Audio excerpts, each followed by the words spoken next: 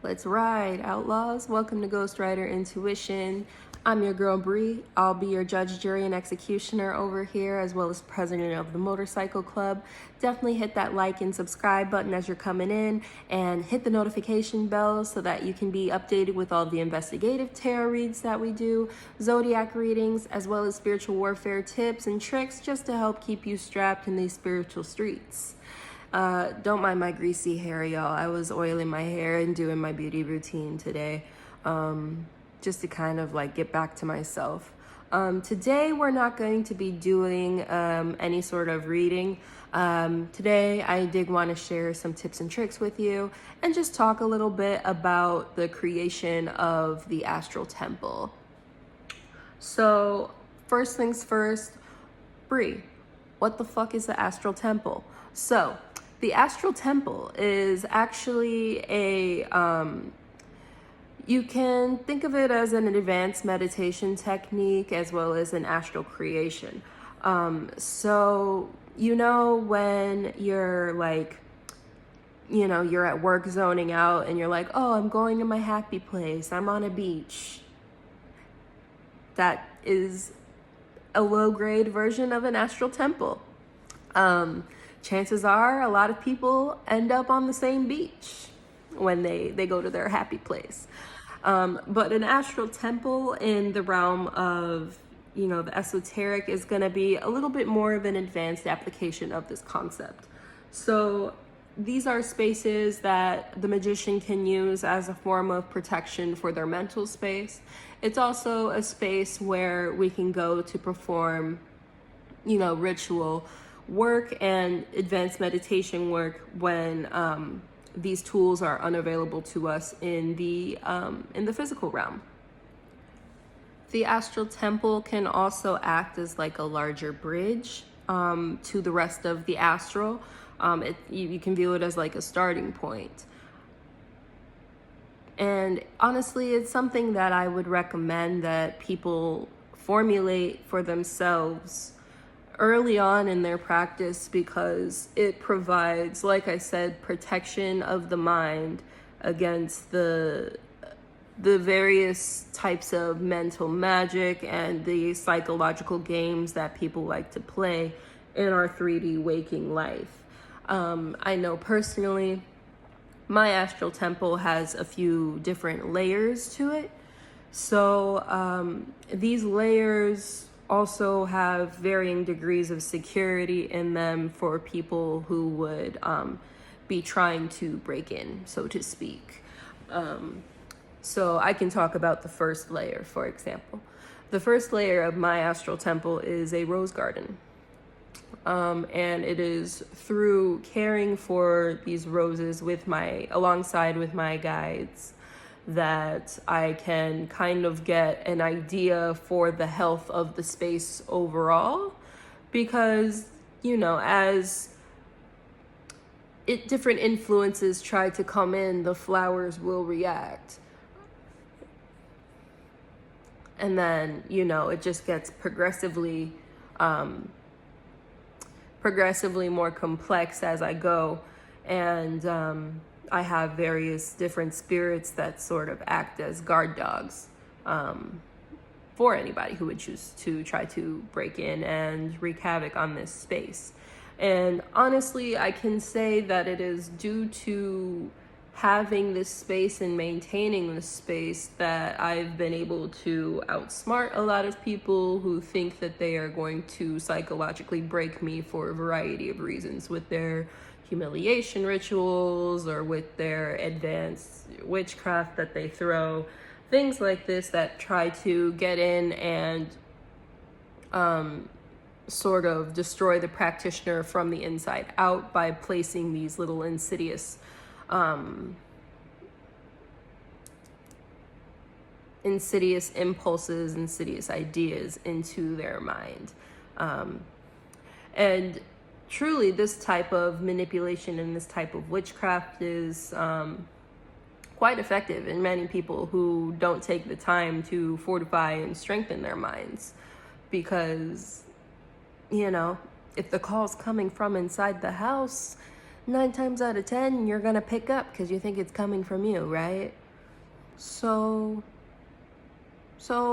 what are the ways in which that one can create their own astral temple? How do you go about this? So the easiest way for me, I found, was to go into a deep meditative state and to really just begin to visualize. Which, if visualization is not your thing, you can take the time to write it, or you can evoke the other 5 senses that you have in the astral as well, because astral sight is not the only clear sense. Sorry y'all, I'm scratching my face because it's coconut oil. But where was I? So when it comes to building an astral temple, it's actually quite simple, but it is going to require focused intention. So I know that personally, when I first started creating my astral space, I would go there daily and spend time there physically building it out and determining what elements I wanted to be there with my guides, and just building the space out. It can be as simple or as complex as you want it to be. It doesn't have to look like a temple at all. It can look like, MTV Cribs if you wanted to. If you have the capacity to maintain that in your mind and to be consistent with maintaining that, then that's what it's gonna look like. Totally cool. But like I said, it's gonna require focused intention. So you're gonna wanna set aside time daily, every day, to go there. And what I find is the most effective way of establishing that connection is through like a sort of path working, where I am focusing in on specific visual tag locks that will sort of anchor me into the space and bring it all in together in my mind's eye. For those of you who aren't super visualization inclined, that's totally fine. You can anchor it in through sound. You can anchor it in through touch. We have our 5 senses in the physical. We also have our 5 senses in the astral realm. It's just a matter of training them up and, getting to where they can serve you. So, like I said, for those of you who visualize like me, you're going to visualize your tag locks, anchor yourself into the space, and spend the time just physically building it out. As you focus your intention, the actual astral influence of the space is going to grow, and it's going to solidify it. So it will not require as much effort from you personally to return to it. You will still have to maintain it, but you don't necessarily have to go there, on a daily basis. Just be aware that deterioration will happen, as with anything that becomes neglected.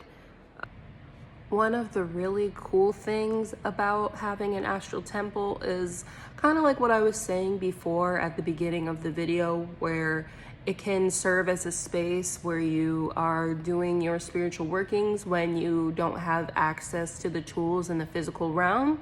I know that when I was living with my narcissistic ex, this was something that I would do often because, certain rites you don't necessarily want to do in front of someone who actively is hiding your altar stuff to cheat on you. But so yeah, I've had some very effective workings done that way.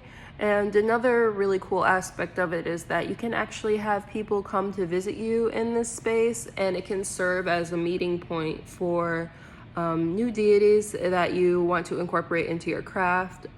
I know that I've personally been visited by a few loa in my astral space, which it freaked me out at first because I was like, yo, how the fuck did you get in here? But as time went on, I didn't feel so squicked out by it, you could say. The thing with having people coming to visit your astral space, though, is you want to be careful and you want to make sure that these are people that you truly trust. Because this is, you know, it is an astral space, but it is also a way of letting people into your mental space.